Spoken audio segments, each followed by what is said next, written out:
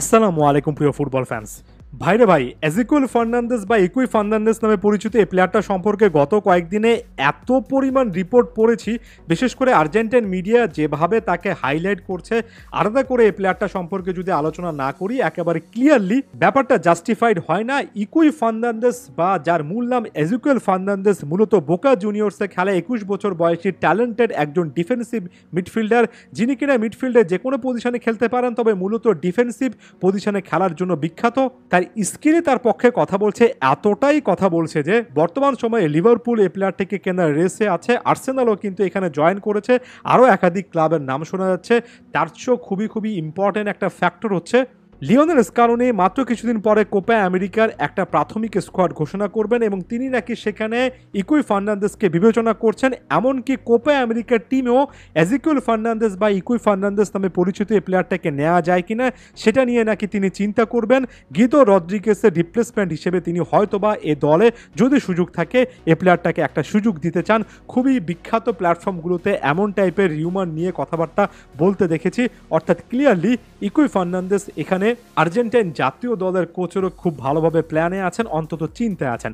অন্যদিকে টিওএসি স্পোর্টসে একাধিক রিপোর্টে দেখেছি হাবিয়ার মাসচারানো এই প্লেয়ারটাকে প্যারিসে অলিম্পিকে নিয়ে যেতে চান, অর্থাৎ আন্ডার 23 অলিম্পিক টিমের একজন গুরুত্বপূর্ণ প্লেয়ার হিসেবে নিয়ে যেতে চান। এবং শুধুমাত্র এখানেই কিন্তু তাকে ঘিরে গুরুত্বটা শেষ হচ্ছে না।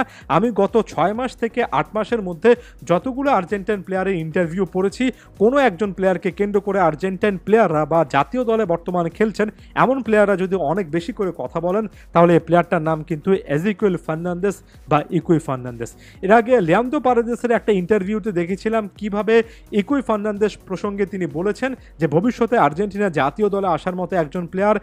বর্তমান সময়ে অ্যালেক্সিস ম্যাক অ্যালিস্টারও নাকি লিভারপুলে একটা অন্য রোল প্লে করছেন। লিভারপুলের থিঙ্ক ট্যাঙ্ক নাকি কনভিন্স করানোর চেষ্টা করছেন ইকুই ফার্নান্দেজ এই প্লেয়ারটাকে যাতে করে লিভারপুলে নিয়ে আসা হয়, এবং এই প্লেয়ারটাকে সিডিএম পজিশনে আনার রেসে বার্সার নামটাও কিন্তু বেশ কয়েকদিন ধরে শোনা যাচ্ছে।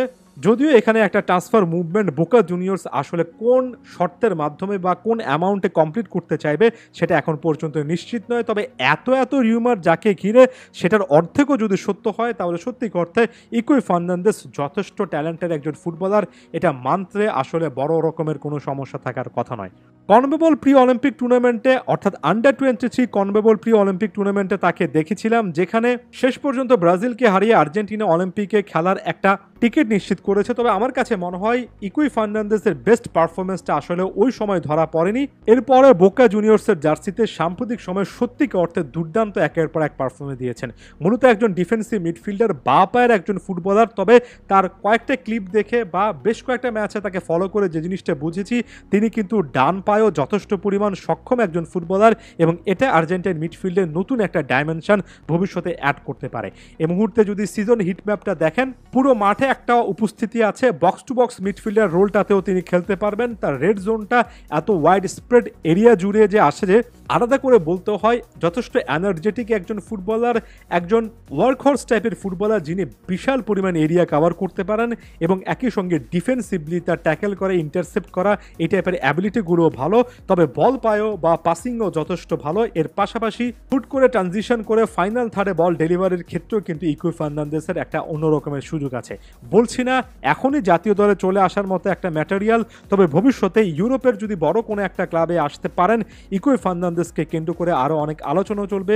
আর্জেন্টাইন মিডফিল্ডে বোকা জুনিয়র্স থেকে আরও একজন ট্যালেন্ট আসছে, যাকে অনেকে জেনারেশনাল একটা ট্যালেন্ট বলছেন। দেখা যাক ইকুই ফার্নান্দেজকে কেন্দ্র করে সামনের দিনগুলোতে লিওনেল স্কালোনি বা মাসচেরানোরা কি রকমের সিদ্ধান্ত নেন, সেটার দিকে রীতিমতো মুখিয়ে আছি।